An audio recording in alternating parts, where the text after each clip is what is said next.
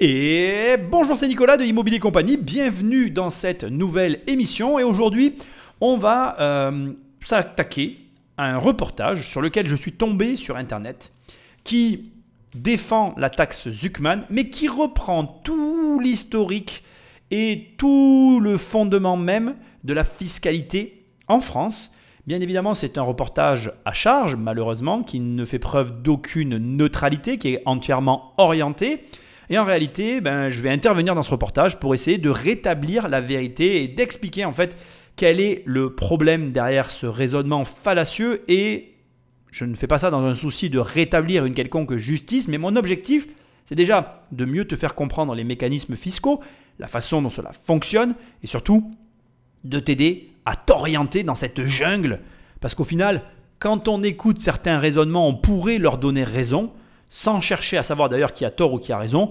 L'idée et le but de cette émission, c'est avant tout de te faire comprendre et de te faire réfléchir sur des sujets de fiscalité qui ont un intérêt parce qu'une économie, c'est un ensemble et qu'en réalité, s'il n'y a pas de riches pour payer des impôts, il n'y a pas non plus d'équité fiscale parce qu'il faut des gens qui gagnent beaucoup d'argent pour qu'il y ait des gens qui en gagnent aussi en gravitant autour de leurs revenus. Et ça, c'est un élément qui est jamais suffisamment mis en avant par la plupart de ces personnes qui critiquent le mécanisme qu'utilisent les riches, soi-disant pour s'enrichir, en oubliant, en omettant, volontairement ou involontairement, on ne le saura jamais, d'amener les précisions qui expliquent les raisons souvent cachées derrière les mouvements que font les riches.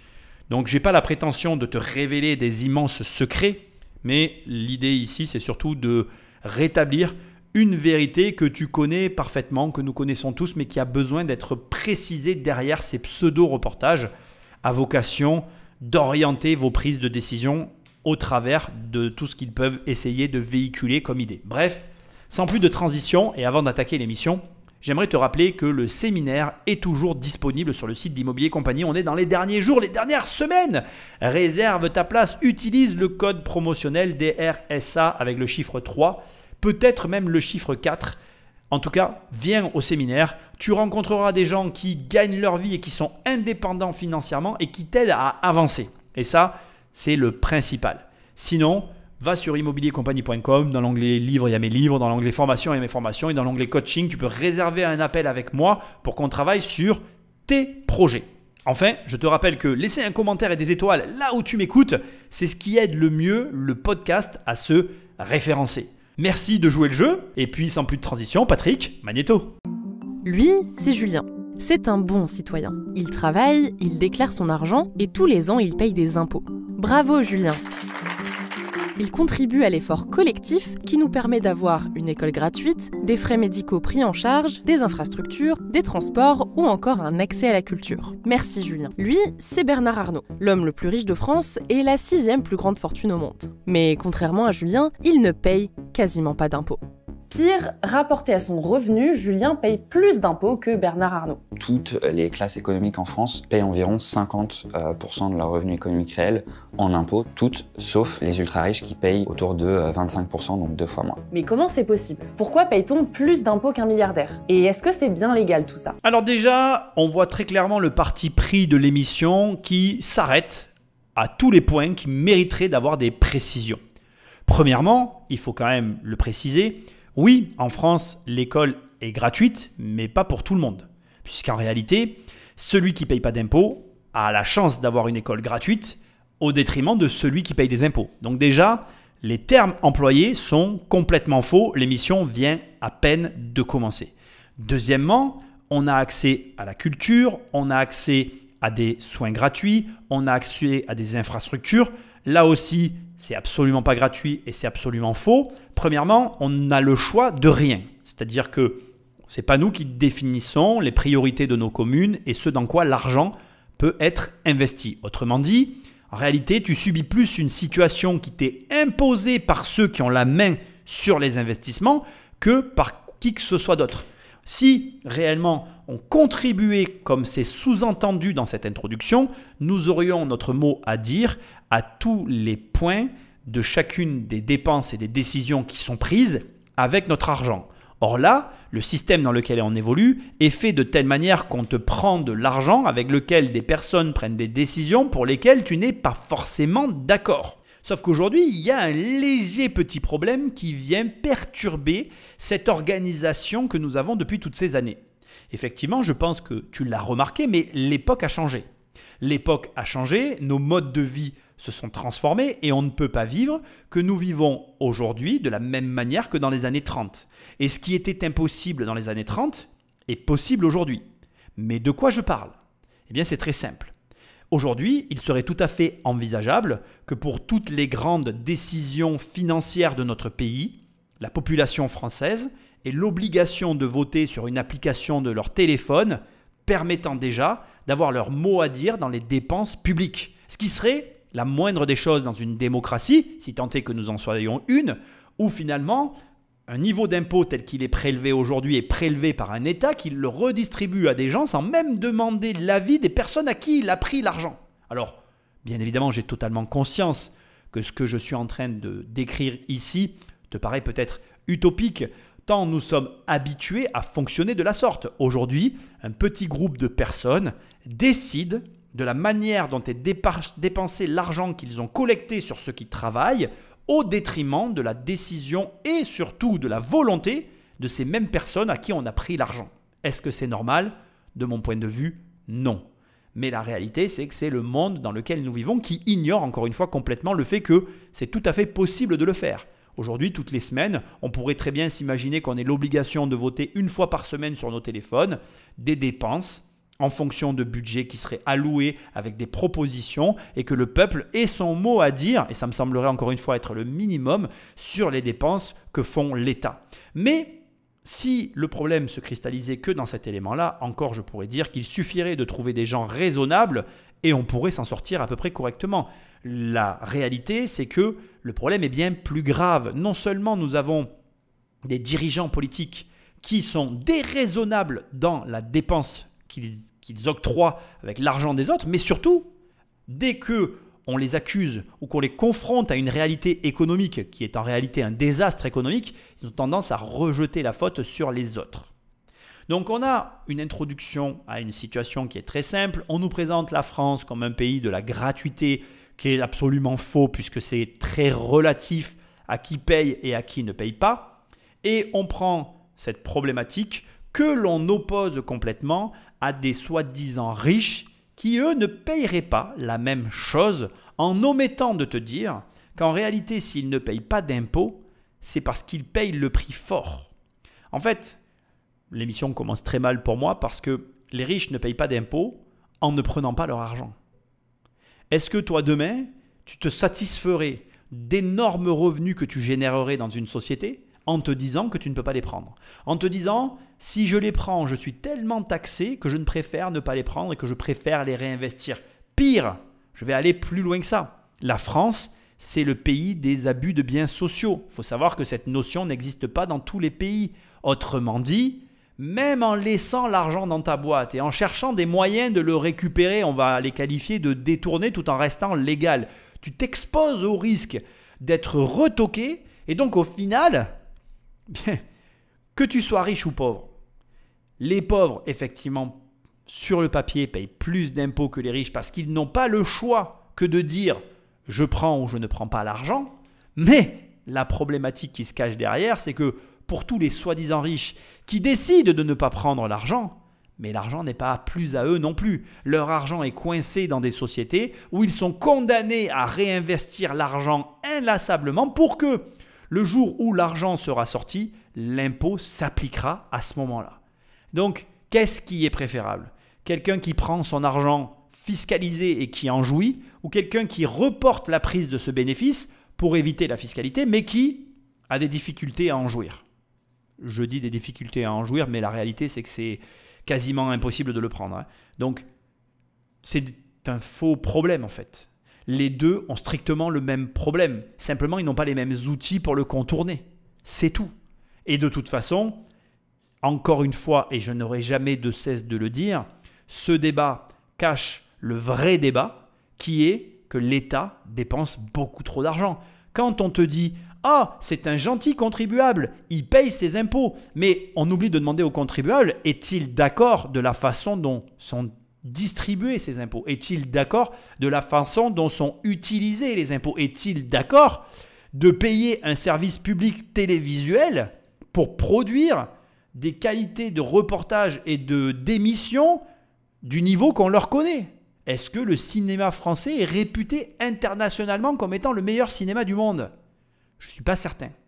Et on pourrait bien évidemment étendre l'image à de nombreux sujets. Est-ce que c'est normal que tout le système français alimente tout ce qu'il alimente pour un résultat au niveau qu'il est actuellement? Est-ce qu'on possède les meilleurs hôpitaux du monde?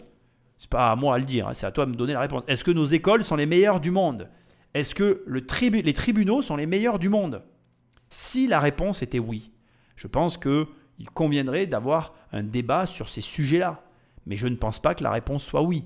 Donc, est-ce réellement le vrai débat que l'on a envie d'avoir aujourd'hui? N'y aurait-il pas des batailles plus intelligentes à mener que celle-ci?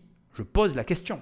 Dans cette vidéo, on va vous expliquer comment les milliardaires échappent au fisc grâce à des combines étonnamment simples. Donc, j'ai gardé ce petit passage pour une intervention tout aussi courte, mais néanmoins hyper importante. C'est complètement faux, hein. Il n'y a aucune manière simple d'échapper au fisc et il faut bien comprendre qu'en réalité, pour arriver à réduire son assiette fiscale, son imposition et sa situation fiscale de manière générale, tu vas devoir en passer par des montages. Tu as énormément de gens qui ne font pas les comptes réels de ce que ça coûte de supporter pareil montage et qui à l'arrivée pensent gagner de l'argent mais n'en gagnent pas tant que ça. Et attends, c'est pas terminé parce qu'il faut aussi le préciser. Ça ne te permet pas non plus d'échapper aux contrôles fiscaux qui te coûtent énormément d'argent. Et en démultipliant les couches et donc les systèmes, tu démultiplies les potentielles erreurs et donc les risques de te faire retoquer, de payer des amendes et donc de perdre, de voir ton capital s'éroder au travers de montages qui sont censés optimiser les éventuelles pertes et fuites de capitaux liées à la fiscalité.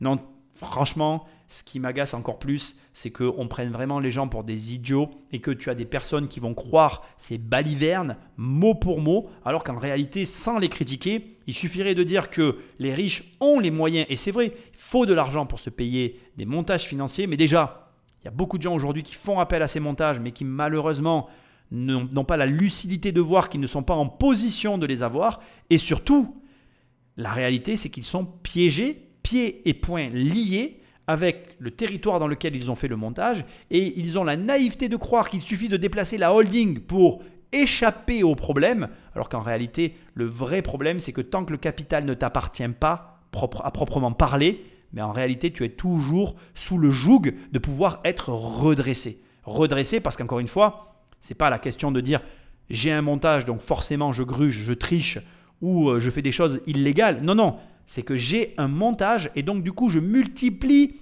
les erreurs potentielles que je peux faire parce qu'il y a de plus en plus de choses à faire et comme il y a de plus en plus de choses à faire, les erreurs sont potentiellement de plus en plus susceptibles d'arriver parce que forcément tu multiplies l'exposition au risque que ça t'arrive.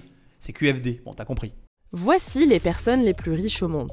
Certaines sont très connues, Elon Musk avec ses 340 milliards de dollars, Mark Zuckerberg et ses 216 milliards de dollars, ou encore Jeff Bezos et sa fortune de 215 milliards de dollars, et d'autres sont plus discrètes, comme Amancio Ortega, le fondateur de Zara qui pèse plus de 120 milliards de dollars. On compte environ 3000 milliardaires dans le monde, et parmi eux, on retrouve 52 Français.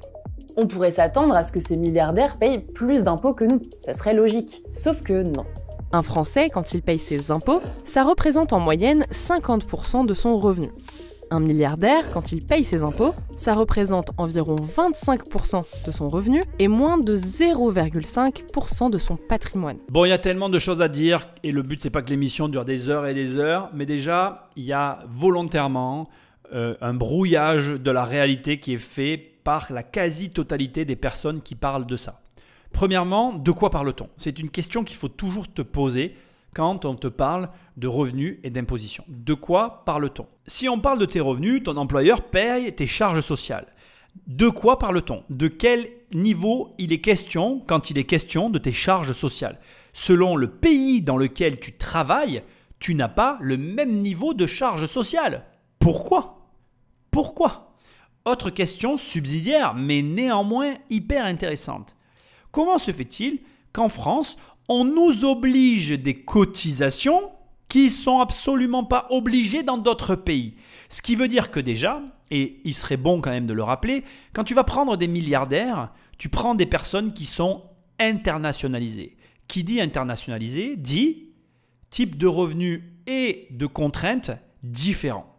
Ça veut dire qu'un entrepreneur qui aurait des entreprises respectivement aux États-Unis, en Europe, en Chine, dans ces continents, il ne paye pas la même fiscalité. Et donc, mécaniquement, à l'arrivée, son taux de prélèvement final ne peut pas être le même qu'une personne qui ne travaille que dans un seul pays. Donc déjà, on essaye de comparer l'incomparable. On compare des gens qui évoluent à l'international à des gens qui évoluent au national. Et on compare des gens qui, en évoluant à l'international, accèdent à la liberté de cotiser, là où, en France, on impose des cotisations aux travailleurs. Sachant que, ne t'en déplaise, il serait bon de mettre en concurrence un monopole vieux comme le monde, à savoir le monopole de l'État français sur les retraites et sur le médical. Alors certains me crieront au scandale et ne veulent même pas entendre le début de la réflexion sur le sujet. Et pourtant, imaginons que ce soit moins cher et que tu t'en rendes compte, mais qu'à l'arrivée, tu sois obligé de cotiser parce que tu travailles en France. Elle est où la justice sociale? Donc déjà, une telle comparaison est impossible. Pour une simple et bonne raison que on compare des niveaux d'évolution et surtout de capitaux qui ne sont pas sur les mêmes strates. Encore une fois, quelqu'un qui évolue à l'international ne peut pas être comparé à quelqu'un qui évolue au régional. C'est sur du micro-marché. Quelqu'un qui travaille à New York, au vu des prix et des salaires, ne gagnera jamais la même chose que quelqu'un qui travaille à Nîmes. Tu comprends? Donc tu ne peux pas comparer l'incomparable. Mais si ça s'arrêtait que là, pour moi, il y a une insulte intellectuelle bien supérieure à ce dont on est en train de parler ici.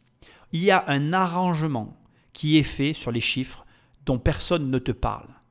De quoi, encore une fois, on parle? Il pose toujours la même question. De quoi il parle? De quoi on parle? Le problème se situe précisément sur les revenus.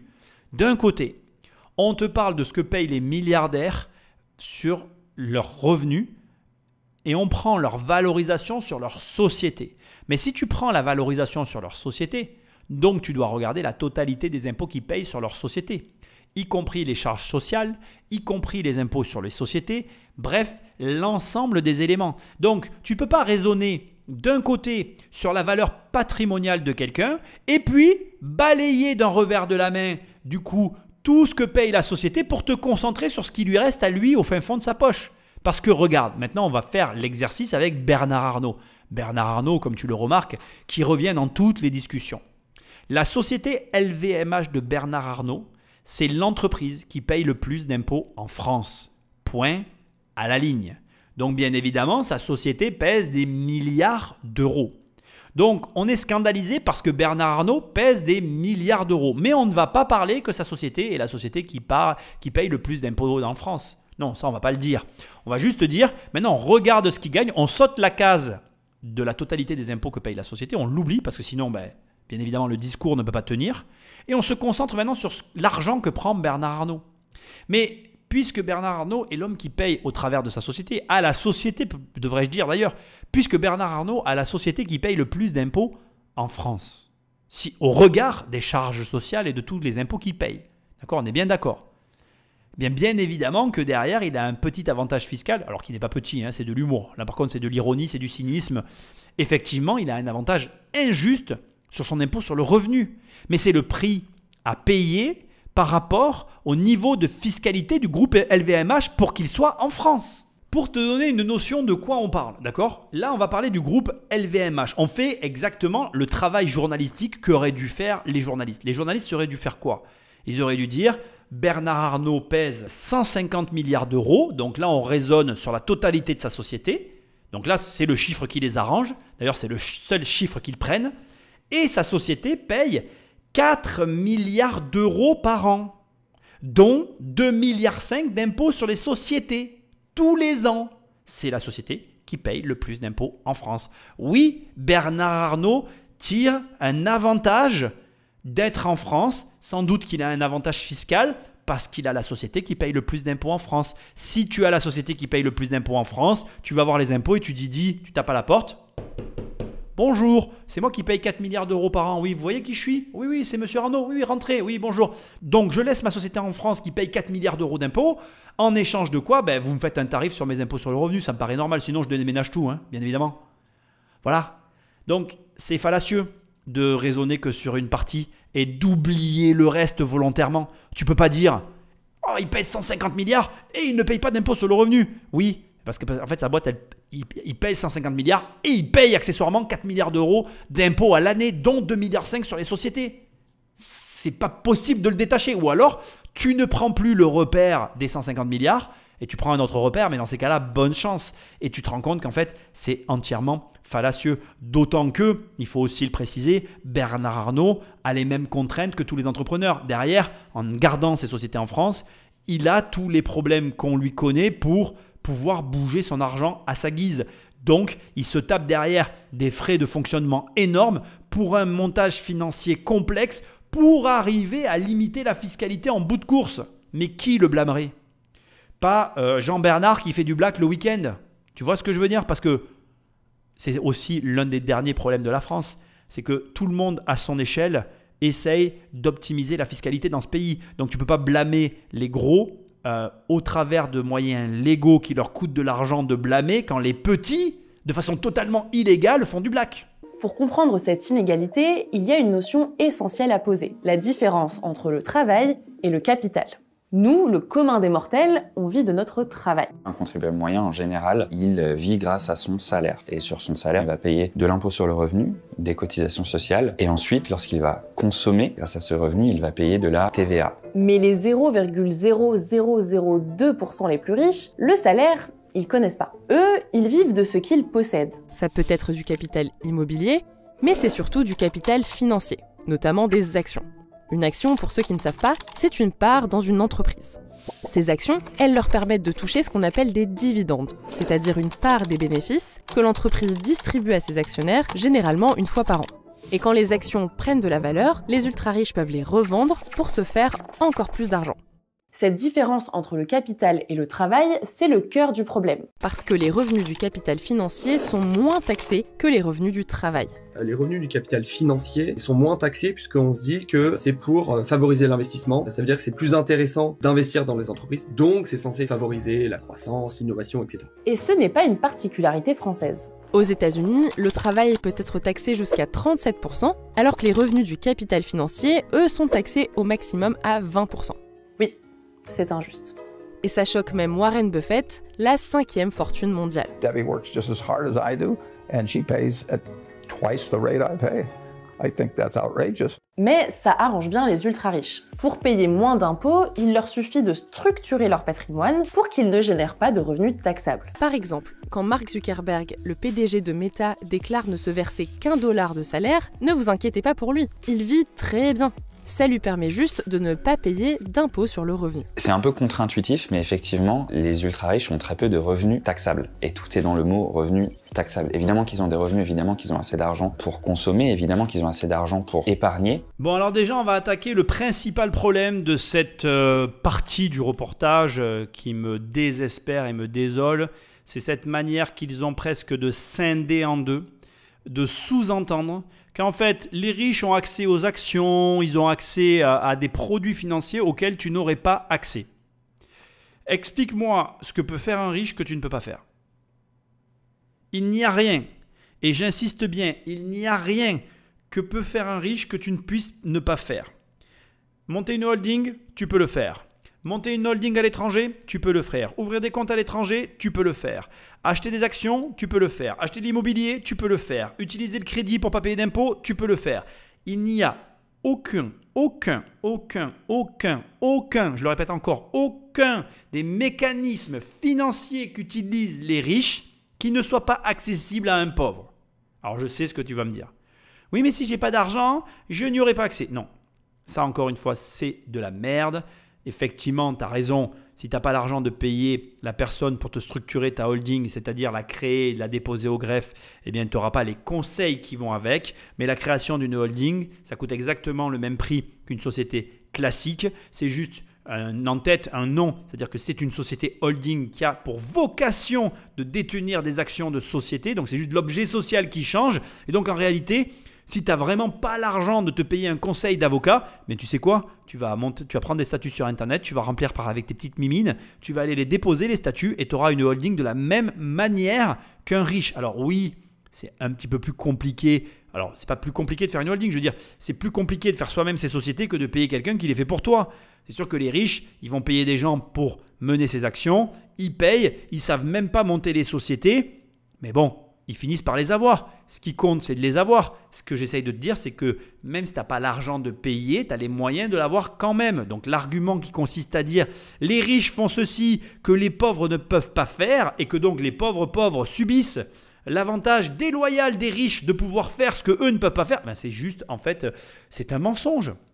Ça revient à faire croire à un éléphant que s'il est attaché à une chaise en plastique, il ne peut pas partir parce que la chaise le maintient accroché au sol. Tant que l'éléphant ne se rend pas compte que la chaise elle ne pèse pas du tout le poids qu'il imagine, il restera accroché à sa chaise en plastique. Mais dès l'instant qu'il va se rendre compte que la chaise elle est légère comme une plume et qu'il peut se barrer, ben, crois-moi qu'il se barrera. Et tout le temps que les gens passent à imaginer que les riches peuvent faire des choses qu'eux ne peuvent pas faire, c'est le temps qui fait que certains s'enrichissent pendant que d'autres s'appauvrissent. Les actions, c'est l'exemple le plus criant. L'un des plus gros problèmes de la France, c'est sûrement le rapport à la bourse et aux actions. Les Français n'investissent pas sur les marchés financiers. Trop compliqué, trop risqué, manque de connaissances. Les arguments, ou plutôt devrais-je dire, les excuses sont légion. Mais la vérité, c'est pourquoi tu ne le fais pas. Passe à l'action, apprends sur le tas, avance, au lieu de stagner. C'est ça le vrai problème. C'est que les gens attendent toujours le bon moment, ils attendent toujours quelque chose pour agir, mais cette chose qu'ils attendent, elle n'arrivera jamais, parce que c'est jamais le bon moment. Et la différence entre ceux qui obtiennent des gros résultats et ceux qui n'en obtiennent pas, c'est que ceux qui ont des gros résultats, ils passent à l'action même quand c'est le plus mauvais moment pour eux. Point à la ligne. Donc moi ici, qu'est-ce que je veux te dire ? Il faut arrêter d'écouter tous ces discours qui ont pour vocation, finalement, j'ai presque envie de dire, de te faire croire que tu n'es pas capable. Mais qui sont ces gens pour te dire ce que tu n'es pas capable de faire ?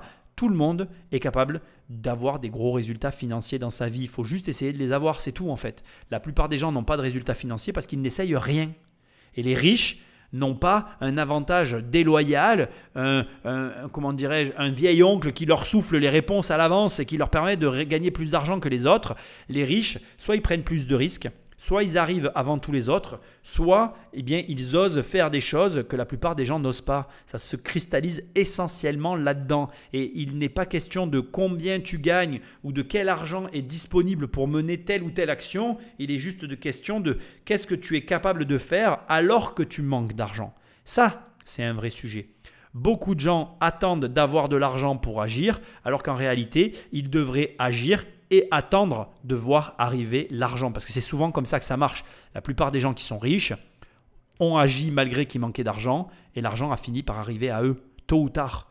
La question c'est, est-ce que tu seras prêt à tout le temps recommencer le processus quoi qu'il arrive ? Parce que ce qu'il y a de vrai et que la plupart des gens oublient de te dire, c'est que les gens riches ne le sont pas devenus du premier coup. Ils le sont devenus à force de faire des tests et d'essayer diverses choses en fait. Et la réalité c'est que c'est un jeu auquel il suffit d'avoir raison qu'une fois. Faut-il encore rejouer inlassablement jusqu'à ce que tu aies raison ? Bon, même si le capital financier est moins taxé que le travail, il est quand même un peu taxé. Et ça, les milliardaires, ils aiment pas. Pour éviter de payer des impôts, ils ont trouvé des combines plus ou moins légales. En France, depuis 2018, les revenus du capital financier sont soumis à la flat tax. En gros, les dividendes qu'une société verse à ses actionnaires sont taxés à hauteur de 30%. Donc les milliardaires français payent 30% d'impôts sur les dividendes. Eh bien, non. La flat tax, les ultra-riches ne la payent pas, parce qu'ils ne sont pas directement actionnaires de l'entreprise. Ils passent par des sociétés écrans qu'on appelle des holdings. Pourquoi ils font ça? Parce que lorsque vous possédez une holding familiale, que cette holding familiale elle possède des parts d'une grande entreprise, elle peut bénéficier d'un régime fiscal favorable qui veut que toutes les dividendes qui seront remontées à cette holding seront exonérées d'impôts pour 95% du montant. Cette exonération de 95% sur les dividendes entre une filiale et sa maison mère est censée éviter une double imposition, puisque l'argent circule au sein du même groupe. Et c'est là que les milliardaires ont trouvé la faille. Ils créent des holdings qui n'ont aucune activité économique réelle, dans l'unique but de faire circuler l'argent et d'échapper à l'impôt. Pour comprendre tout ça, on va prendre un exemple. Au hasard, la famille Arnault. Quand LVMH verse 3 milliards d'euros de dividendes à la famille en 2023, ces derniers devraient payer 30% de taxes, soit 900 millions d'euros. Mais LVMH ne verse pas ces 3 milliards directement au clan Arnault. Elle les verse à la holding familiale. Est-ce que la famille Arnault a payé 900 millions d'euros de taxes? Non. Elle a payé 0 ou presque en impôt sur les dividendes. Est-ce que c'est légal? Eh bien oui et non. Avoir une holding, c'est légal, mais si le but unique de l'utilisation de cette holding-là est de diminuer le montant d'impôt que son propriétaire va payer, là c'est illégal. Le législateur a prévu un dispositif qui s'appelle clause anti-abus, qui veut que s'il n'y a pas d'activité économique réelle, si c'est totalement artificiel, dans ce cas-là, on peut placer ce dispositif dans la catégorie de la fraude fiscale. Le problème, c'est que c'est extrêmement difficile de prouver qu'un montage est exclusivement ou même principalement à visée fiscale. C'est toujours structuré de façon à ce qu'il y ait quand même marginalement une utilité qui ne soit pas fiscale. Les milliardaires français laissent ainsi l'argent des dividendes dormir sur leur holding et ne se versent qu'une petite part pour vivre. Et c'est cette somme qui est taxée.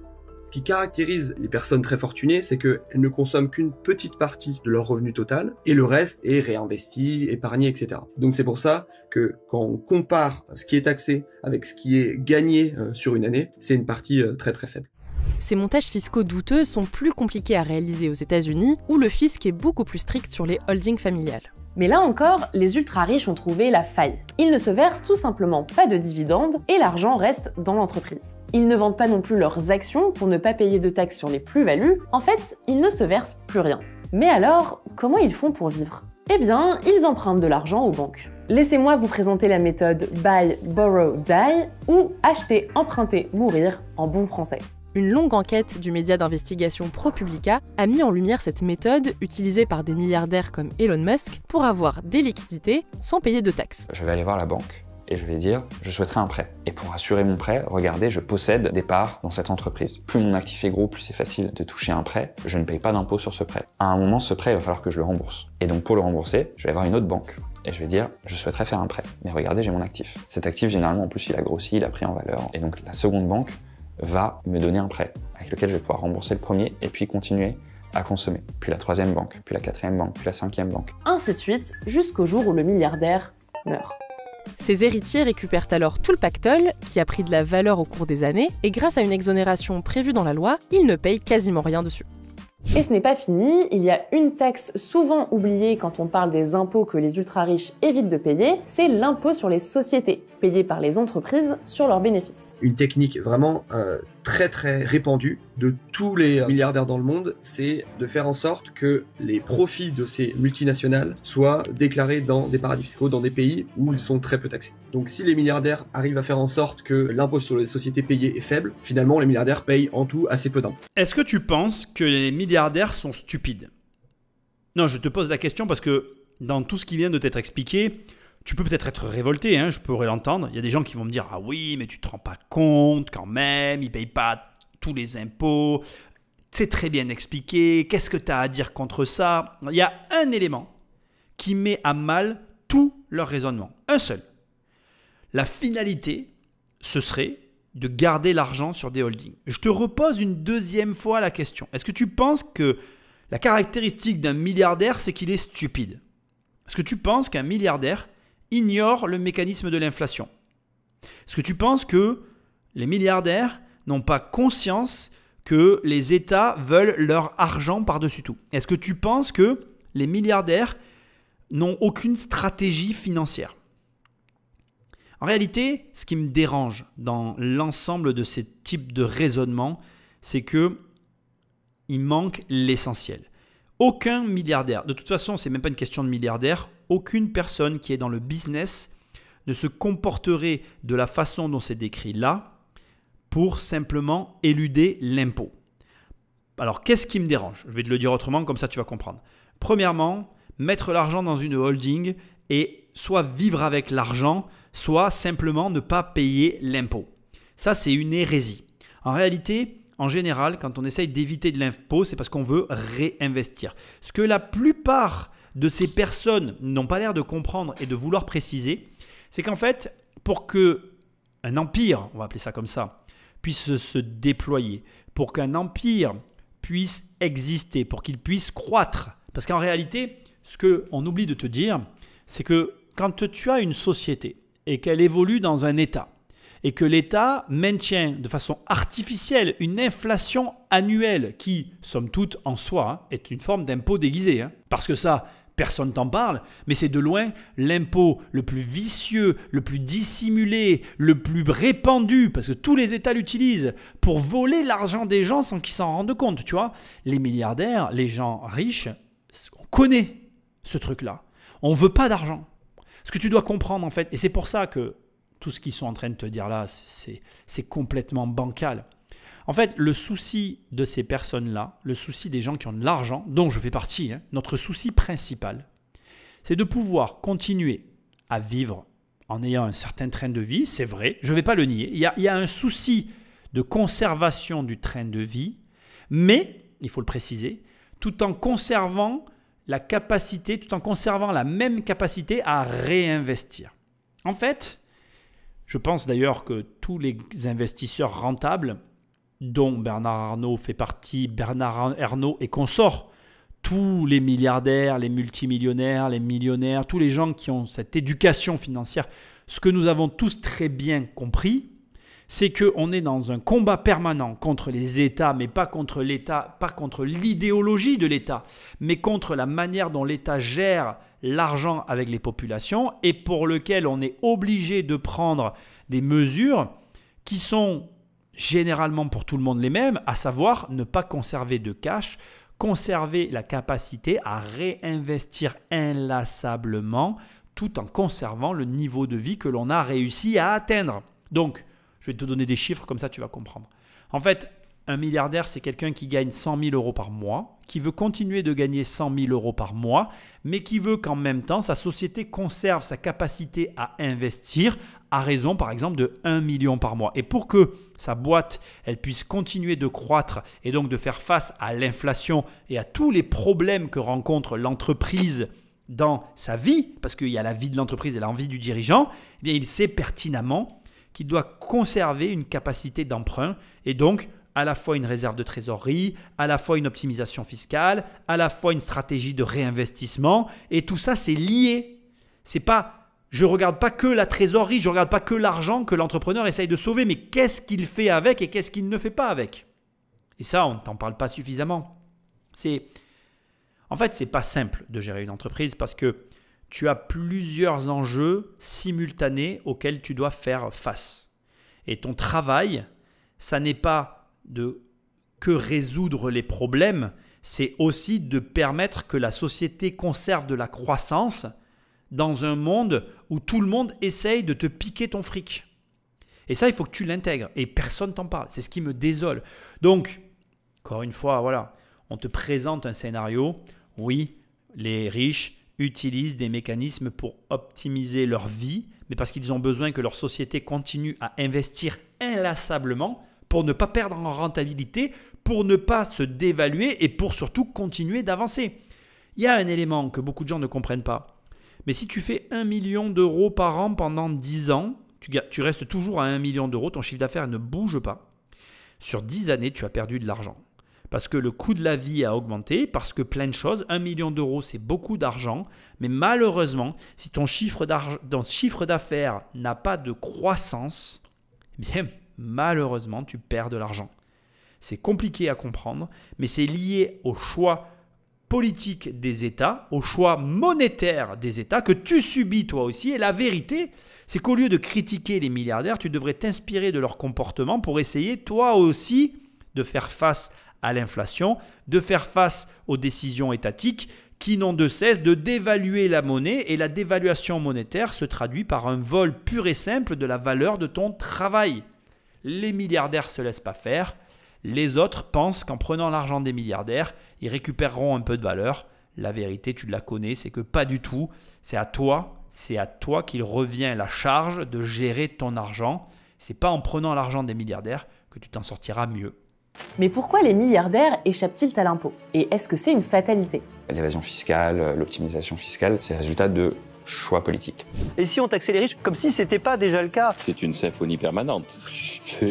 On va taxer les riches. On s'apprête à augmenter les impôts de 40%, à peine croyable. Contrairement au discours ambiant, en France, la loi est plutôt favorable aux très hauts revenus.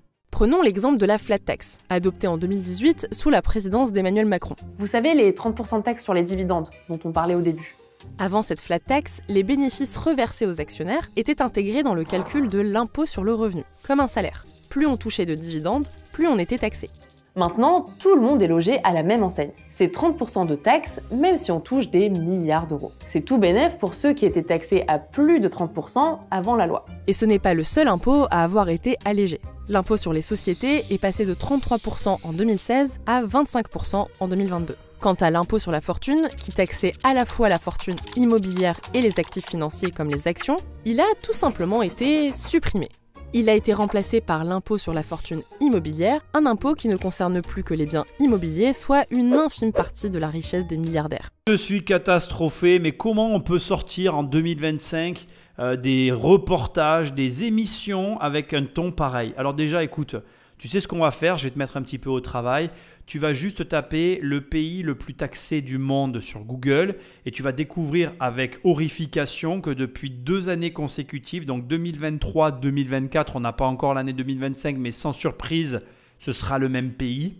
Depuis 2 ans, la France, devant le Danemark, est le pays le plus taxé du monde. Et là, presque, on t'explique, non, mais il n'y a pas d'impôt en France. En réalité, c'est vraiment c'est vraiment un système qui est fait à charge. On oublie tout ce qui nous dérange, on rappelle tout ce qui nous arrange, on secoue, on serre un peu les fesses et on croise les doigts en espérant que les gens qui regardent soient des abrutis. Je t'insulte pas, mais j'ai du mal à croire qu'aujourd'hui, on est des chaînes, on est des journalistes qui osent apposer leur nom et leur travail sur un torchon pareil. J'avais dit que je ne serais pas cynique ni que j'attaquerais personne, mais là, je suis désolé, ça y est. Je veux dire, les gens n'ont pas Internet, les gens n'ont pas Google, les gens n'ont pas de cerveau. Alors, c'est possible, hein. C'est possible que beaucoup de gens n'aient pas de cerveau. Mais enfin, j'ai foi en l'humanité, j'ai envie de croire que tu arriveras à taper le pays le plus taxé du monde sur Google et que tu constateras par toi-même que c'est le cas. Que ça ne peut pas en être autrement. Et que quand on te dit, oui, aux États-Unis, il n'y a pas de charge sociale déjà. Aux États-Unis, quand tu prends de l'argent sur ta société, si tu prends 100 €, ça coûte 100 € à la société. En France, quand tu prends 100 € sur une société, ça te coûte 200 €. Voilà, j'aimerais bien qu'on m'explique. Donc, en fait, encore une fois, on est face à des écoliers qui t'expliquent la vie. Voilà, on a devant nous des gens qui n'ont jamais travaillé. Voilà, ce sont des fonctionnaires qui ont passé leur vie à l'école et qui t'expliquent comment marche le système économique. Alors bien évidemment, on peut tout théoriser dans sa vie, on peut avoir des théories sur tout, mais comme son nom l'indique, une théorie reste une théorie. Moi, en tout cas personnellement, tu feras comme tu as envie. Moi, si j'ai envie demain de faire des courses de voiture, je préférerais me payer des cours de voiture avec Sébastien Loeb qu'avec un mec qui a passé sa vie à l'école à lire le code de la route. Voilà. Je veux dire, tu peux lire tous les codes de la route que tu veux. Le moment où je te mets au volant d'une voiture, si tu dois faire la course avec Sébastien Loeb, je pense que, à part compter le nombre de fois où il va te doubler, tu feras rien de productif sur un circuit. Donc si tu veux, la vérité c'est qu'on a toujours affaire qu'à des théoriciens qui ont de grandes théories sur comment ça marche, mais qui eux n'ont jamais créé d'entreprise, n'ont jamais proposé de produit à la vente, n'ont jamais d'ailleurs rien fait qui ait un rapport avec l'argent, à part réfléchir dessus. Mais réfléchir sur une chose, ça ne veut pas dire que tu as de l'expérience sur la chose en question, malheureusement. D'accord ? Tu y as beaucoup réfléchi. C'est pas mal, mais c'est pas suffisant, tu vois. Ça mérite juste un peu mieux faire, tu vois. Tu n'as même pas la moyenne, c'est peu mieux faire. Voilà, tu pourrais peut-être un peu travailler ou t'y intéresser. Ou même, allez, pourquoi pas essayer, soyons fous. Mais là, je ne peux pas laisser dire des choses pareilles. Quand en plus j'entends en conclusion, de toute façon, les milliardaires n'ont pas d'immobilier. Non mais sans déconner, franchement, faites au moins quelques recherches. Tous les milliardaires ont de l'immobilier. L'immobilier est le point commun de tous les milliardaires. Même Warren Buffett, un jour, on lui a posé la question, puisqu'ils l'ont cité, parce que tu as vu, ils aiment bien reprendre. Ah ouais, Warren Buffett a dit, hein, ma secrétaire, elle paye plus d'impôts que moi. Mais pourquoi? Parce qu'elle n'a aucune gestion financière. En réalité, qu'est-ce qui fait la différence entre les pauvres et les riches? Eh bien, les riches s'occupent de leur argent. Les pauvres, non. Les pauvres, ils se contentent de leur salaire et ils ne font rien d'autre. Forcément, les riches, ils ont plein de revenus différents. Donc, ils sont obligés de s'en occuper. Enfin bref, revenons à l'immobilier. Tous les riches font de l'immobilier. Et même Warren Buffett, à qui un jour on a dit « Mais vous ne faites pas d'immobilier, pourquoi ?» Il a répondu « Mais en fait, j'ai des parts d'actions qui possèdent de l'immobilier. Donc, j'ai de l'immobilier. » Le point commun à tous les milliardaires, c'est qu'ils font de l'immobilier. Et ça va même plus loin que ce que tu peux imaginer. Très souvent, quand tu t'intéresses à ceux qui ont vraiment beaucoup d'argent, ils font de l'immobilier de façon détournée. Et il n'y a que les gens qui comprennent ça, qui ont compris comment marchait le business. Mais bon, je ne vais pas essayer de les éduquer en plus parce qu'on part tellement de loin que là déjà, à ce stade, ce que j'espère, c'est qu'il y a des gens qui comprennent ce que j'essaye d'expliquer parce que j'en suis même à me dire que peut-être que des gens ne comprendront même pas et m'accableront de je ne sais quoi d'ailleurs parce que tout ce que j'essaye de faire, encore une fois, c'est de te montrer que leur raisonnement est faux et qu'en plus, il est amputé de bon sens qui fait qu'à l'arrivée, ton raisonnement est faux aussi. Donc, j'espère que tu ne baseras pas ta réflexion sur ce genre de reportage. Je ne sais même pas comment il faut l'appeler parce que ce n'est pas un reportage en fait, hein, c'est pas grand-chose. Ces cadeaux fiscaux ont été faits au nom d'une théorie, L'idéologie du ruissellement. Selon cette théorie, moins on taxe les plus riches, plus ils vont réinvestir leur argent, ce qui va créer de l'emploi et, in fine, bénéficier à toute la société. mais dans les faits, Ça marche pas. Ces dernières années, on n'a pas eu une croissance inclusive qui a bénéficié à l'ensemble de la société parce que finalement, ces ressources supplémentaires, elles sont réinvesties dans des investissements spéculatifs, financiers qui font qu'il y a une concentration de richesse beaucoup plus forte dans une petite partie de la société et donc une inégalité croissante. Mais bien sûr qu'en France, on n'a pas récolté les lauriers du ruissellement puisqu'on est un pays qui n'a pas de ruissellement. Et pourquoi on n'a pas de ruissellement? Parce que l'État capte 60% de la valeur qui est créée, à minima. Tu peux même arriver à avoir des fiscalisations qui vont jusqu'à 80%. Donc ça veut dire qu'en France, pour espérer gagner de l'argent, il faut travailler avec l'État. Puisque 60% de la valeur est captée par l'État, voire 70%. Donc pour espérer avoir de l'argent en France, il faut travailler avec l'État d'une manière ou d'une autre. Tu travailles avec l'État, tu auras de l'argent. Si tu ne travailles pas avec l'État, il faut que tu travailles dans un métier qui est conventionné ou réglementé ou régulé par l'État, qui t'offre un monopole et qui, là encore, te permet du coup de gagner de l'argent. Si tu ne travailles pas dans un de ces domaines-là, tu n'as pas d'argent. Et alors pourquoi on n'a pas eu de ruissellement en France? Parce qu'on n'a jamais eu de politique de ruissellement en France. D'ailleurs, ça va être rapide, tu vas voir, on ne va pas y passer 2 heures. Prenons les États-Unis, qui ont toujours eu une politique de ruissellement. Bon, ben, aujourd'hui, les États-Unis, le salaire moyen, il est de l'ordre de 70 à 90 000 $.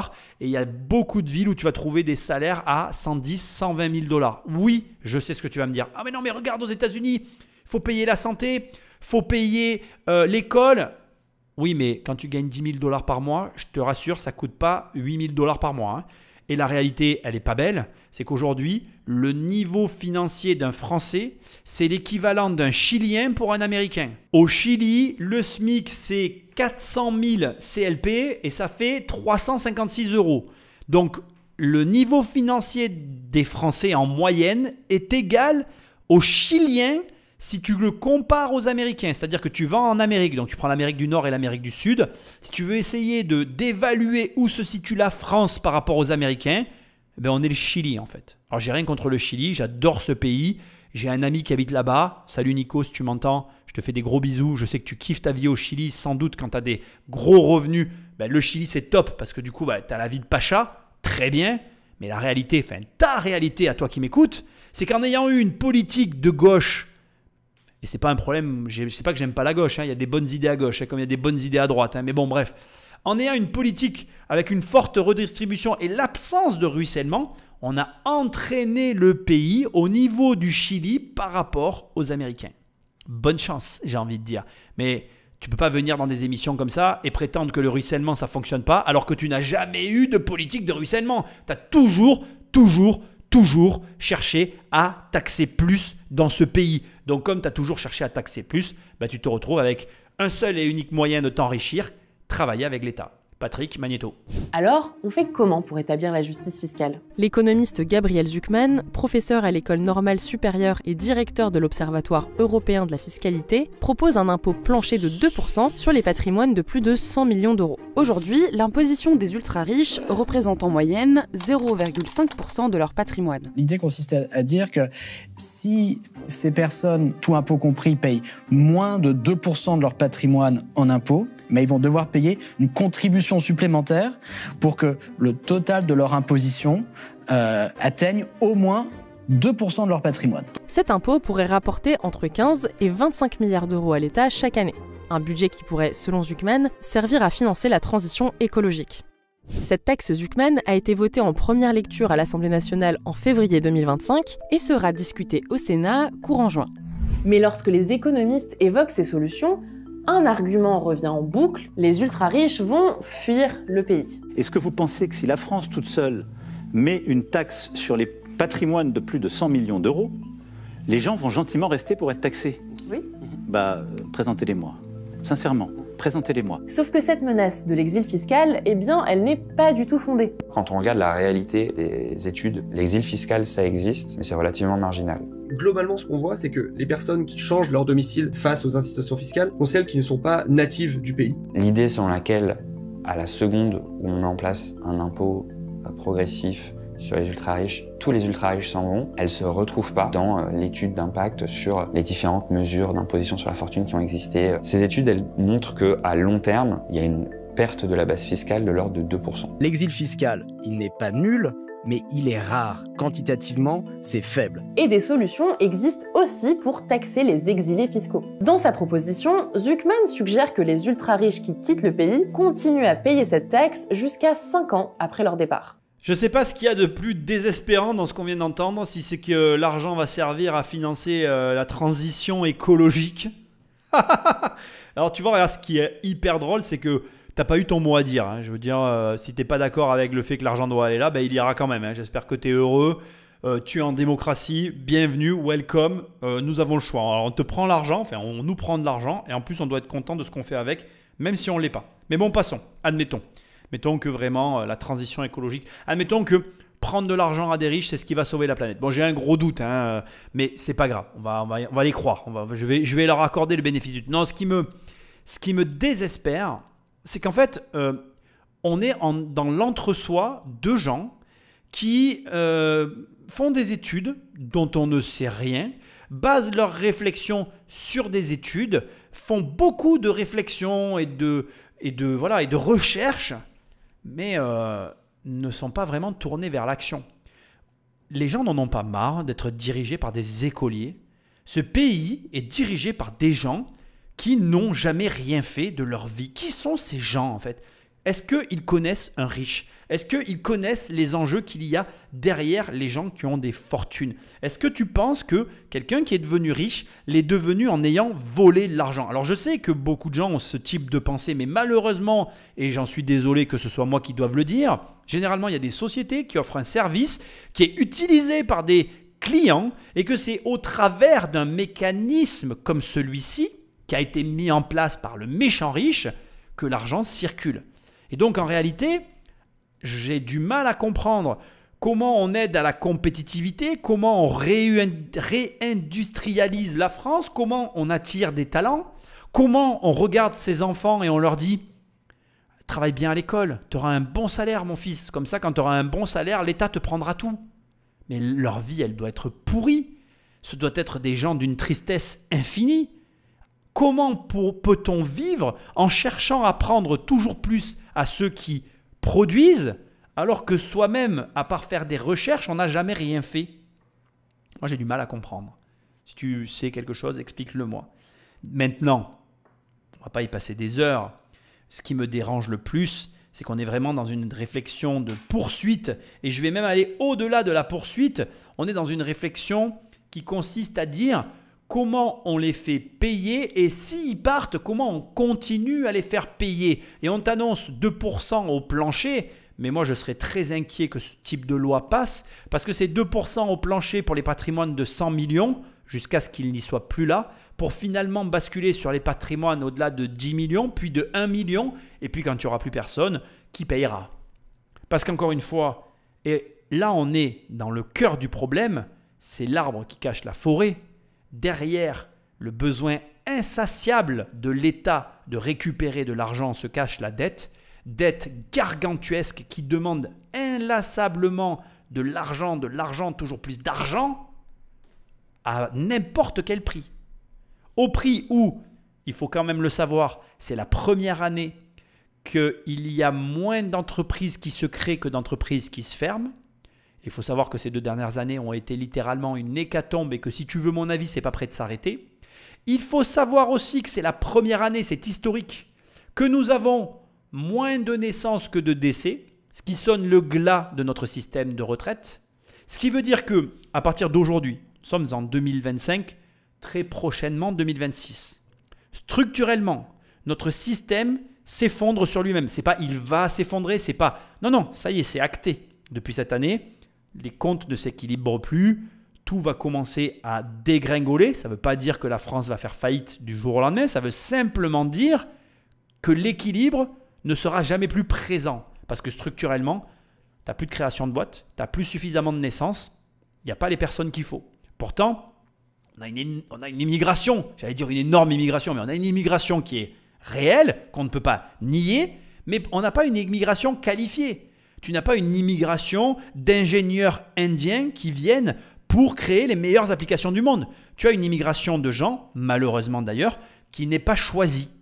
Après, il y a des gens qui sont contre le fait de choisir leur immigration. Ça, c'est un autre débat. Moi, je ne suis pas là pour parler de ça. Mais aujourd'hui, tu n'as pas une immigration de gens qui apportent du travail. Tu as une immigration de gens qui viennent pour de mauvaises raisons, si tu veux mon opinion. Parce que moi, j'y suis confronté. Je travaille dans l'immobilier, je te rappelle. Donc, je loue des logements. Je vois très clairement le profil de gens à qui je loue des logements. Et je vois très clairement, et je ne sous-entends pas que ce sont des immigrés, je vois très clairement depuis, on va dire, moi, je dirais que ça fait 10 ans. Moi, j'ai vu un vrai changement quand j'ai vendu la première fois mon patrimoine. C'était avant le Covid. À partir de 2016-2017, j'ai vu un changement. Et c'est pour ça que j'ai aussi changé mon patrimoine. Je voulais plus de logement parce que j'ai remarqué que le nombre d'appels que j'avais, il y avait une recrudescence de gens qui ne travaillaient plus. C'est-à-dire qu'aujourd'hui, on gère des logements. Je n'ai pas les miens. Moi, j'ai très peu de logements. Dans les appels que j'ai pour mes logements et pour les logements de mes clients, il y a par exemple 90% de gens qui sont soit au chômage, soit aux minima sociaux, qui sont dans des situations de vie que moi je qualifierais de difficiles, mais qui pour eux sont normales. Ça, c'est aussi intéressant d'ailleurs de le constater. Nous, on remarque aujourd'hui que pour les gens, avoir un RSA, avoir un chômage, c'est normal. C'est pas de problème, c'est un revenu. Sauf que moi, si tu veux, moi qui suis bailleur, j'ai pas vraiment envie de louer à des gens comme ça en fait. Moi, j'ai envie de louer à des gens qui travaillent. Sauf qu'aujourd'hui, le travail, c'est une question dans ce pays. Tu as des gens qui se posent des questions sur le travail et qui posent l'équation de dire si je travaille, est-ce que je gagne vraiment de l'argent? Et il y a des cas de figure où la réponse est non, tu ne devrais pas travailler, tu ferais mieux de te mettre aux minima sociaux. Ça aussi, c'est un sujet qu'on ne peut pas vraiment aborder parce que ça fait débat. Bon bref, moi je m'en fous, je vais être franc avec toi, ça c'est encore un autre problème qui ne me touche pas directement puisque moi, comme je t'ai dit, j'ai peu de logements. Mais la réalité derrière tout ça, c'est quoi? C'est que structurellement, tu as moins de gens qui travaillent. Et donc, comme tu as moins de gens qui travaillent, tu as moins de gens qui alimentent le système. Et donc, ton système, il est en train de se gripper. Comme je le dis depuis quelque temps, je ne pense pas qu'on va avoir une faillite brutale. Je ne pense pas qu'on va avoir un arrêt des jeux. Je pense qu'on va avoir un pays qui va se dégrader comme il est en train de le faire à certains niveaux tranquillement. Ça va prendre du temps. Et qu'il va y avoir des gens qui vont réagir et d'autres pas. Moi, je ne t'incite à rien. Je suis juste en train de te décrire une situation qui peut changer. Il faut quand même le dire aussi. Je vais quand même te dire les choses. Je pense que la situation peut changer dans le bon côté des choses, comme elle peut s'empirer rapidement parce qu'on n'est pas à l'abri qu'un événement extérieur fasse péricliter le pays. Et le problème, c'est que si on a fait partir tous les riches, j'ai une question à poser qui est cruciale. Dans un pays où il n'y a plus de riches et plus de richesses, qui allons-nous taxer ? Je pose la question et j'aimerais bien avoir une réponse. Il y en a peut-être parmi vous qui se disent « Ok, les milliardaires ne payent pas d'impôts, mais en quoi ça me concerne ?» Déjà, ça pose la question de l'égalité des contribuables face à l'impôt. Égalité qui est inscrite dans la Constitution française. Et si les milliardaires ne payent pas leur part, qui la paye? Comment trouver cet argent qui manque pour maintenir, voire améliorer nos services publics? Enfin, ça pose surtout une question démocratique. Parce que plus on a d'argent, plus on peut exercer une influence politique. Quand tu as le pognon, tu as le pouvoir. Le 2e milliard, le 3e milliard, c'est plus vraiment une question d'argent, c'est une question de pouvoir. On a bien vu aux États-Unis, avec la présence de milliardaires très très proches de l'administration Trump, le fait qu'on a des milliardaires qui interviennent dans les affaires publiques pour protéger leurs propres affaires privées. C'est un cas d'étude, malheureusement, du risque de capture politique par une personne qui a amassé tellement de richesses, qu'elle a amassé tellement de pouvoir, qu'elle en devient presque intouchable. C'est un enjeu de fonctionnement de la démocratie. On est tellement désespérés dans ces émissions qu'à la fin on t'éduque. Mais pourquoi ça te concerne ? Parce qu'en fait, quand tu écoutes ça, tu te dis mais en quoi ça me concerne ? Effectivement, une personne qui a 2 neurones qui se touchent, ben ça te concerne. Et je t'ai même laissé le petit passage, parce que dans toute l'émission, ils te mettent des petits passages. Là, ils sont carrément allés chercher un passage de film. Alors déjà, il faut savoir une chose, on va les corriger un peu. Le pouvoir et l'argent n'ont rien à voir. Voilà, il faut le savoir, les gens ne comprennent pas. Il y a beaucoup de gens qui ne le comprennent pas. Tu peux avoir le pouvoir et pas d'argent. Tu peux avoir d'argent et pas le pouvoir. Ce sont 2 choses différentes. Là, c'est encore, tu vois, une petite histoire qu'on te raconte. Si tu as envie d'y croire, libre à toi. Crois que le pouvoir et l'argent sont liés. Tu as le droit d'y croire. Mais si ça existait, les hommes politiques ne se feraient pas financer par des milliardaires. Et comme ils le disent, d'ailleurs, c'est complètement débile d'avoir fait ce qu'ils ont fait parce qu'ils l'expliquent. Tu ne verrais pas des milliardaires autour des présidents si l'argent, c'était le pouvoir. Donc déjà, ils se contredisent eux-mêmes. Mais bon, passons. On va imaginer que ce sont des gens intelligents. Alors là, l'apothéose a été touchée quand on t'explique qu'en fait, il faut qu'ils payent par un souci d'égalité pour financer le service public, alors qu'on t'a expliqué que la taxe Zuckman allait financer la transition écologique. Voilà, il y a un moment donné, les gars, il faudrait vous mettre d'accord. Soit vous nous prenez pour des cons ouvertement, et dans ces cas-là, essayez au moins de réécouter les reportages que vous faites, parce que là, je veux dire, elle est trop grosse l'erreur. Soit j'ai pas compris, excusez-moi, alors je présente mes plus plates excuses, mais faut arrêter en fait. L'égalité n'existe pas, elle n'existera jamais. La vie est injuste. Si demain, j'ai un gamin, moi demain j'ai un enfant, il naît, il a une maladie.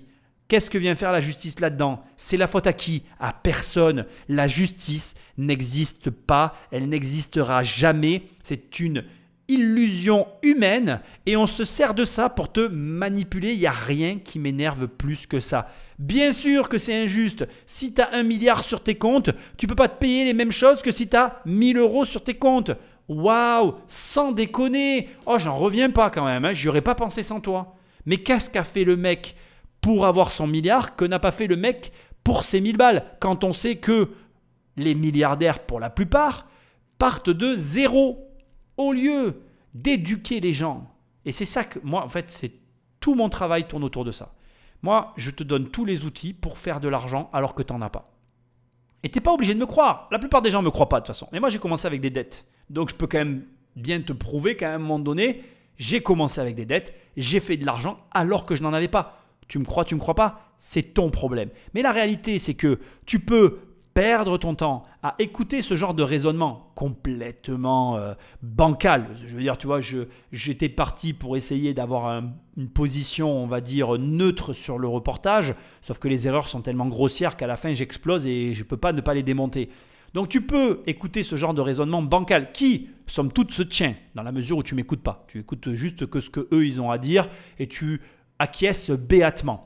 Tu vas parcourir ta vie jusqu'à la fin et tu te rendras compte, malheureusement, que en croyant que les riches sont les méchants et que les gentils, ce sont bien évidemment les gouvernements qui vont t'aider, à la fin, tu te rendras compte que ta vie, elle ne sera pas améliorée, que tu auras une retraite de merde, que finalement, tu n'auras jamais rien fait et que tu seras passé à côté de ton potentiel financier. Soit, tu te dis, bon, ok, qu'est-ce que peut faire un riche que je ne peux pas faire? La vérité, c'est rien. Il n'y a rien que font les riches que tu ne peux pas faire, comme je te l'ai dit dans cette émission. Donc, tu t'éduques, tu passes à l'action, tu mets en place des petites actions à ton échelle pour déjà transformer ta condition financière, t'ouvrir des portes sur certaines opportunités. Oui, je ne vais pas te mentir, au début, ce n'est pas la folie. Au début, tu ne vas pas mener la grande vie. Au début, tu vas même te dire pendant une paire d'années que tout ce que je véhicule et que ce que j'essaye de t'apprendre n'a aucune incidence sur ta vie. Oui, c'est vrai. Mais au bout de 4 ans, de 5 ans, de 7 ans, ta vie, elle va changer. Il va se passer des choses. Et au fur et à mesure que les changements vont s'opérer et qu'ils vont être de plus en plus significatifs, jusqu'à ce qu'un matin, comme moi, tu te réveilles et tu te dises « Ah ben ça y est, j'ai atteint le premier objectif, j'ai plus besoin de travailler, j'ai plus besoin d'avoir un patron, je peux choisir ma vie. » Et tu vas te dire, en fait, ça valait largement la peine. Et tu vas te rendre compte que tous ces combats politiques pour lesquels on essaye de te faire, de te rallier, qu'on essaye de te rallier pour essayer justement de donner de la force à ces gens qui en manquent cruellement, c'était juste une perte de temps et d'argent colossale. Tu perds un pognon dingue à donner de l'attention à des gens qui ne t'apprennent rien. Tu n'as rien appris. Tu as nourri ta jalousie du riche, ta jalousie de il a et j'ai pas, ta jalousie en général, et tu n'as pas avancé d'un iota dans tes affaires personnelles. Pour quelle raison ? Pour dépenser de l'argent, soit pour la transition écologique, soit pour un service public pour lequel finalement dans les deux cas tu ne donneras jamais un mot. À la fin, l'argent, il pourrait aller dans les poches d'un politique que de toute façon tu ne sauras pas où il sera allé l'argent. Donc il y a un moment donné, premièrement, si l'État savait l'argent, Premièrement, si l'État savait gérer l'argent, ça se saurait. Tu l'aurais déjà remarqué depuis le temps. Donc, je veux dire, je t'apprends rien. Je suis pas là, c'est pas une révélation. Tu vois. L'État ne sait pas gérer ton argent. Si tu donnes de l'argent à l'État, que tu sois riche ou pauvre, il en fera n'importe quoi avec. On en est sûr. Deuxièmement, ce genre de réflexion, ce genre de démarche intellectuelle, elle ne t'apporte rien si ce n'est nourrir ta haine et ta jalousie, qui sont des sentiments qui sont les pires du monde. Je ne vois pas ce que ça t'apporte dans ta vie d'avoir plus de haine et plus de jalousie. Avoir de l'amour et de la reconnaissance, c'est quand même mieux. Et pour avoir de l'amour et de la reconnaissance, tu ne regardes pas ce qu'il y a dans l'assiette du voisin. Tu t'occupes de toi et tu travailles sur toi. Et enfin, c'est le sujet. Toi, qu'est-ce que tu as appris ? Qu'est-ce que tu apprends en les écoutant ? Rien. À part que tu ne peux pas faire comme les riches. Mais c'est catastrophique. Et voilà ce qu'on nous propose. C'est ça ta proposition ? Ah oui, de rallier la taxe Zuckman. Je ne vais pas vous dire ce que je pense, parce que je pense que c'est assez clair. Tu penseras ce que tu as envie. Moi, mon travail et mon objectif, c'est de te faire passer un simple et unique message. Ce que font les riches, tu peux le faire. Gagner de l'argent comme un riche, tu peux le faire. Oui, c'est dur. Oui, ça va demander du temps. Tu vas échouer. Tu vas beaucoup échouer. Tu vas devoir faire preuve de courage, te relever les manches. Tu vas devoir te redresser. Tu vas devoir parfois faire des choses que tu ne veux pas faire. Il va y avoir des mauvais moments. Mais les bons moments vont te faire oublier tous les mauvais. Et surtout, et c'est sûrement ça le meilleur, c'est l'élément principal, quand tu vas atteindre les premiers, puis les seconds, puis les cinquièmes, puis les 10e objectifs, tu vas te remercier mais 1000 fois. Et tu vas regarder tout ça en te disant, mais en fait j'ai bien fait de m'éloigner de toute cette merde qui ne faisait rien à part me maintenir dans la merde. Donc voilà, tu feras comme tu as envie. Moi je trouve que malheureusement, on oublie de te parler de beaucoup d'éléments qui finissent de comprendre les situations de chacun et au lieu d'avoir une réflexion constructive sur les vrais problèmes d'une société qui actuellement sont très simples, c'est le niveau de la fiscalité. Parce qu'aujourd'hui, la seule manière pour être heureux dans ce pays, et je vais dire quelque chose de choquant, mais je le pense profondément, quelle est la seule ambition des Français ? C'est d'être fonctionnaire. Je suis désolé de te le dire, mais c'est la réalité. Aujourd'hui, qu'est-ce que tu as quand tu es fonctionnaire ? Tu as le salaire, la tranquillité et les horaires avec les vacances et les RTT. Et la plupart des gens rêvent de ça. C'est vraiment un rêve ? C'est ça le rêve en fait ? D'être fonctionnaire ? C'est ça que tu souhaites à tes gosses ? Alors moi, j'en sais rien en fait, tu vois. Je ne suis pas là pour apporter les réponses. Moi, je sais que la France, pendant les 30 Glorieuses, elle était mais vraiment beaucoup moins taxée. On produisait de la culture. On produisait de la gaieté, on produisait de la joie, il y avait de l'argent. Il faut savoir qu'avant, la France, c'était le pays d'Europe où il y avait le plus d'argent à gagner et les gens venaient en France. Aujourd'hui, ceux qui fuient la France sont ceux qui devraient venir en France, à savoir les entrepreneurs. Et ceux qui viennent en France, bien comme je te l'ai dit tout à l'heure et je suis désolé de le dire, ils viennent pour les mauvaises raisons.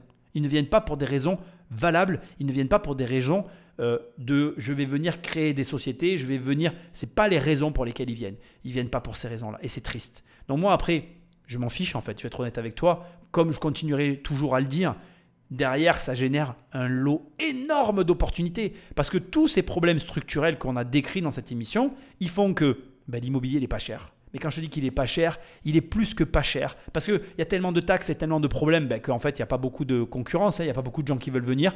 Donc l'argent, il n'est pas difficile à gagner. Ensuite, on a quand même une masse de population qui ne veut pas travailler. Donc ça veut dire que tu travailles un peu. Entre toi et moi, c'est pas dur de travailler plus qu'un fonctionnaire, hein. Comme la plupart des gens, ils veulent être fonctionnaires. Il suffit juste de travailler plus que les fonctionnaires et tu gagneras facilement de l'argent, parce que c'est un petit peu le rêve de tout le monde ici que d'être fonctionnaire. Et donc, ça crée un climat où il y a une compétition qui est de très bas niveau. Ah, je suis désolé, le niveau général de compétition des Français, il est très bas. Donc après, bien évidemment, si tu veux te confronter à un niveau élevé, il faut quitter la France, hein. Et là, mon pauvre, c'est pas la même. Le niveau ailleurs, il est plus élevé qu'en France. Mais tu m'as compris. On a un niveau général français qui est très bas. Confronte-toi à ce niveau, fais plus que la moyenne et tu auras des résultats supérieurs à ceux que tu pouvais imaginer avant. Dernier élément hyper important. Pour moi, la France, c'est un très bon début. C'est-à-dire qu'il y a de quoi faire vraiment de l'argent et se développer. Jusqu'à ce que tu arrives à un certain point. Rassure-toi, tu vas vite le constater quand tu y seras. Ce n'est pas très compliqué de voir que le problème est là.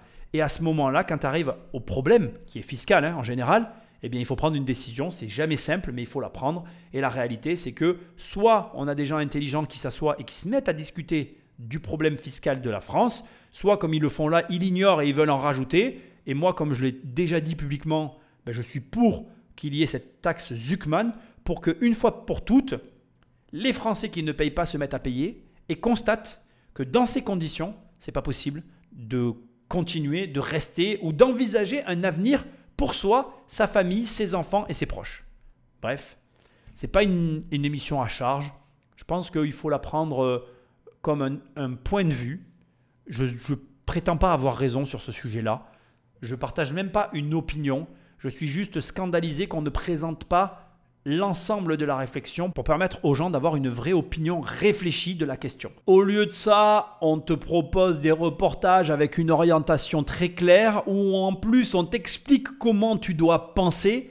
Tu sais, ça m'évoque un petit peu l'épargne fléchée à laquelle on veut arriver avec les Français. Et en fait, c'est très représentatif du problème qu'il y a dans ce pays. En fait, tu as des gens qui t'expliquent comment tu dois penser et qui ne laissent même pas la porte ouverte à d'autres réflexions. Et en fait, en toute transparence, c'est ça que je trouve très triste en fait. Il n'y a pas de mauvaise réflexion dans la vie. Moi, je trouve qu'on devrait pouvoir parler de tout, sans aucun problème, sans jugement, et arriver à se dire, il y a quand même un problème à ce niveau-là. Et aujourd'hui, il y a des gens qui vont finir par être très en colère par rapport à ce genre de comportement dont je fais partie. Et ça m'énerve parce que tu vois, j'ai essayé d'aborder ce reportage que je n'avais pas regardé et écouté avant, pour justement essayer d'amener un contrepoint réfléchi, mais le truc est tellement orienté que ça me saoule et que du coup je réponds par leur attaque par une autre attaque, ce qui n'amène pas à un débat constructif et qui fait qu'à la fin, même le spectateur peut se dire non mais attends, en parlant de moi, tu vois, par exemple, on va dire Nicolas, il n'amène pas non plus la pierre à l'édifice, il est autant agressif que ses adversaires, alors que c'est pas le but. Et c'est très dommage. Je pense qu'on devrait plutôt aborder les choses plus sereinement, plus intelligemment, mais c'est compliqué parce que ça évoque pour chacun des situations. Et bien évidemment, moi je paye des impôts, on paye pas mal d'impôts. C'est vrai que le sujet fiscal, il est très touchy quand tu es concerné et il n'est pas touchy quand tu ne l'es pas. Donc là, tu as des gens qui ne payent pas d'impôts. Tu vois, par exemple, moi je serais en face de ces personnes, je m'assierais, je dirais bon, tu payes combien d'impôts déjà? On va commencer par le début et je leur dirais, je les mettrais à l'aise. Je ne te demande pas le montant, tu me dis juste dans quelle tranche tu es. Comme ça, au moins, on voit très bien qui parle. Si tu me dis, je suis dans la tranche à 11% ou dans la tranche à 20%, 30%, pardon, c'est pas du tout la même chose que si comme moi, tu es dans la tranche à 45%, tu vois. Donc déjà, qui parle? Dans quelles conditions? Qu'est-ce que tu as fait? Où tu es dans ta vie? Tu as déjà créé combien de boîtes? Tu as créé des boîtes? Tu as créé des sociétés? Tu as payé des charges sociales? Embauché des gens? Tu l'as fait ou pas? Oui, non. Et pour moi, ces simples questions-là, déjà, elles situent ton interlocuteur. Elles te permettent de mieux comprendre ses opinions. Et ça m'embête un peu d'avoir fait cette émission d'un côté. Et d'un autre côté, je m'en fous, je la sors et tout parce que je trouve que le débat, ça commence à me saouler ces débats. Comme je l'ai dit dans l'émission, on parle de tout sauf du vrai problème. On parle de tout sauf du fait qu'on a un État qui est obèse et qui demande tout le temps à manger plus. Et en plus, il faut qu'on lui dise qu'il est maigre. Donc c'est comme si tu avais un mec obèse qui arrivait qui te dit « Ah, t'as vu, j'ai maigri, hein ?» Non, t'as pas maigri. « Ah non, t'as pas le droit de me le dire ça. Tu me dis que j'ai maigri. » Ok, t'as maigri. Et le mec, il va te dire, bah, tout va bien, tout le monde me dit que j'ai maigri. Mais c'est lui qui t'oblige à dire que t'as maigri. Donc le gars, il continue à se goinfrer. Et le jour où il va claquer de trop de gras dans le sang, il sera là en train de mourir et de se dire pourquoi je suis en train de mourir, j'aurais dû vivre encore 10 ans. Mais non, mec, tu as demandé à tout le monde de te mentir, tu n'as jamais rien fait pour changer et en même temps, tu as continué à vivre comme s'il n'y avait pas de problème. Non, ça ne marche pas comme ça. Bref, je ne sais pas si j'ai raison de faire cette émission ou pas, je te la partage, tu me diras ce que tu en as pensé. Et l'idée, c'est d'essayer de faire réfléchir et de se dire qu'il y a un moment donné quand même, on est le pays le plus taxé du monde depuis des années. Et si ça marchait, ça se verrait, ça se saurait. Et il y a d'autres pays qui auraient emboîté le pas dans notre chemin, alors qu'en réalité, ce n'est absolument pas le cas. Bref, c'est la fin de cette émission. Je te remercie de ton attention, de ta fidélité, de ta présence. Like, partage, abonne-toi, laisse-moi un commentaire, va sur immobiliercompagnie.com, dans l'onglet formation, il y a mes formations, dans l'onglet livres, il y a mes livres, il y a encore le séminaire. Donc tu peux encore venir me rencontrer à Montpellier le 11 octobre, tu tapes DRSA avec le chiffre 3 et tu auras une promotion, je ne suis pas inquiet, tu vas trouver. Et moi je te dis à très bientôt dans une prochaine émission. Salut!